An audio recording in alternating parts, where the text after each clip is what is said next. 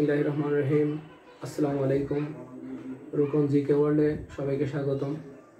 সাধারণ জ্ঞানের আজকের বিষয় হচ্ছে আওয়ার লিবারেশন ওয়ার 1971, অর্থাৎ 1971 সালে আমাদের মুক্তিযুদ্ধের কিছু বিষয় নিয়ে আলোচনা করব।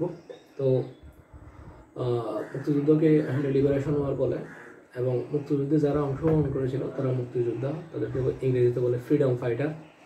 তো যুদ্ধে অংশগ্রহণের পরে সরকার তাদের বিভিন্ন বীরত্বের উপর খুশি হয়ে বিভিন্ন উপাধিতে ভূষিত করেছিল। আমি আজকে সেই উপাধিগুলো ইংরেজি নামটা এখানে বলবো।